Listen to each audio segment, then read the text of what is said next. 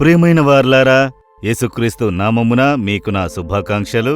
ఈ ఉదయకాలము ఎలా ఉన్నది? ఆనందముగా ఉన్నదా? ప్రతిదినము ఉదయము దేవుడు మనకు కృపనిచ్చుచున్నారు. ఆ దినముకైనా నూతన కృప. ఈ దినము మనకు ఏ శోధన వచ్చును, ఏ సమస్య కలుగును, ఏ పోరాటం వచ్చునో మనకు తెలుసా? తెలియదు. అయితే ఈరోజు మనం దాటిపోవాలి. దానికి దేవుని కృప అవసరము. కనుక ఉదయకాలము ఆయన కృప నూతనముగా ఉన్నది అని వేదములో చూచుచున్నాము. కనుక ప్రతిదినం ఉదయం ఆయన కృపను పొందుకోవాలి. మీరు వేదమును ధ్యానించి ప్రార్థించి దేవుని స్తుతించి మొర్రపెట్టినప్పుడు ఆయన కృప మీకు కలుగును. సరే, ఈ దినము దేవుడు నాకే వాక్యమును ఉంచి ఉన్నారు అని అనుకుంటున్నారా? 143వ కీర్తన 9వ వచనము. యెహోవా, నేను నీ మరుగుజొచ్చియున్నాను, నా శత్రువుల చేతిలో నుండి నన్ను విడిపింపుము. వేదగ్రంథంలో అనేకమైన ప్రార్థనలు వ్రాయబడి ఉన్నవి. దేవుని పిల్లలు దేవుని వైపు చూసి అనేక పరిస్థితుల్లో ప్రార్థించిన ప్రార్థనలు, అవన్నీ మనకు సహాయంగా ఉండుటకు. కనుక ఇక్కడ దావీదు అనే భక్తుడు చెబుతున్నాడు, యెహోవా, నా శత్రువుల చేతిలో నుండి నన్ను తప్పించుము. మీరే నాకు మరుగు, ఆశ్రయము, భద్రత అన్నియు. ఎందుకంటే నాకు శత్రువులు ఉన్నారు, తప్పించుము అని. మనక్కూడా శత్రువులు ఉన్నారు కదా. మనం ఎవరిని శత్రువులుగా భావించకపోయినను మనలను శత్రువులుగా భావించి పగబెట్టుకొనువారు దేశములో ఉంటూనే ఉన్నారు కదా.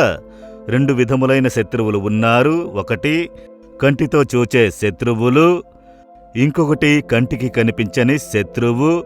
అది ఎవరని అనుకుంటున్నారా? శత్రువైన సాతానుడు. వాడు కంటికి కనిపించడు, వాడు మరుగయ్యుండి పనిచేయును. మనకు కంటికి కనిపించని ఒక శత్రువుగా ఉండి మనకు విరోధంగా పనిచేయువాడు. ఈ సాతాను ఎందుకు మన మీద విరోధముతో ఉన్నాడంటే, మనము యేసుని పిల్లలుగా మారాము కదా, యేసుతో నడుస్తున్నాం కదా. అందువలన వానికి మన మీద కోపము. కనుక ఏదైనా చెయ్యాలని డిస్టర్బ్ చేసి మనలను సోలిపోవునట్లు చెయ్యాలని వాని ప్రణాళిక. అందుకని ఏదైనా చేస్తూ ఉంటాడు. కనుక ప్రతిదినం ఏది చేసినా ఓడిపోతూ ఉంటాడు. వానికి సిగ్గులేదు. రోజు ఓడిపోయినా మళ్ళీ మళ్ళీ వస్తాడు. ఆ విధమైన శత్రువు. కనుక వాని చేతిలో నుండి మనల్ని విడిపించి దేవుడు కాపాడును. కంటికి కనిపించే శత్రువులు ఉంటారు, ఇంట్లో ఉంటారు. మిమ్ములను ప్రేమించినట్లు మాట్లాడతారు, లోపల పగబెట్టుకుంటారు. ఉద్యోగం చేసే స్థలంలో ఉంటారు, నివసించే స్థలంలో ఉంటారు.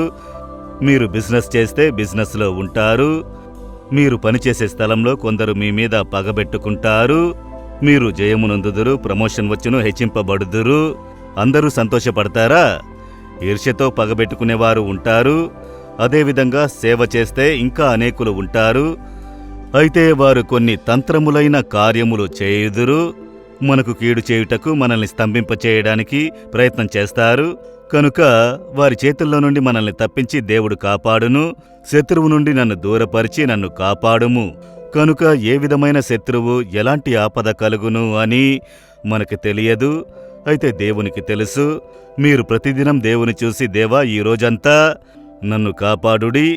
ఎందుకంటే నాకు శత్రువు ఎలాంటి ఉరియోగి ఉన్నాడు, నాకు ఎలాంటి సమస్య ఉంచాడు నాకు తెలియదు. అయితే మీరు వాని చేతిలో నుండి నన్ను కాపాడాలి అని ప్రార్థన చేశారనుకోండి, శత్రువు యొక్క ఏ తంత్రము ఫలించదు. అది మనుషులైనా సరే, సాతానుడైనా సరే, ఏదియూ మిమ్ములను బాధించదు. దేవుని కృప, కనికరము భద్రపరిచి కాపాడును.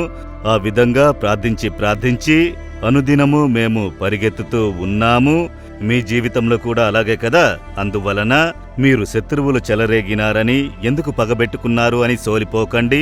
మీరు వారిని చూసి భయపడకుండా దేవుని చూసి ప్రార్థన చేసి ముందుకు సాగుడి. ప్రభు కాపాడుకుంటారు. సరేనా? మనకు ఈ శత్రువుల చేతిలో నుండి కాపాడుటకు, వాని క్రియలను నశింపజేయుటకు శిలువలో విజయం సాధించను. శిలువలో యేసు సాతానుని జయించను. అందువలన ఆయనే మనల్ని కాపాడగలరు. సాతానుడి తంత్రములకు తప్పించి కాపాడగలరు. వాని క్రియలను స్తంభింపజేయగలరు. కనుక దేవుని చూసి, సాతానుని, నా శత్రువుని జయించిన యేసయ్యా, మీరే నాకు ఆశ్రయము, శత్రువు చేతి నుండి తప్పించి కాపాడుడి అని ఒక చిన్న ప్రార్థన చెయ్యండి. ప్రార్థించెదరా? ఇప్పుడు దేవుని చూసి చెప్పండి, యేసయ్యా, మీరే నాకు ఆశ్రయము, నా శత్రువుల చేతిలో నుండి నన్ను తప్పించి కాపాడుడి. కొందరు మనుషులు కారణమే లేకుండా పగబెట్టుకొనుచున్నారు. నాకు కీడు చేయ తలంచే మనుషుల చేతిలో నుండి నన్ను తప్పించి కాపాడుడి. యేసు నామములో amen, amen. Jesus redeems Telugu YouTube ఛానల్ను సబ్స్క్రైబ్ చేయండి. సబ్స్క్రైబ్ బటన్ను క్లిక్ చేయండి మరియు బెల్ బటన్ను నొక్కండి. ప్రతిరోజు కార్యక్రమ సమాచారం పొందండి.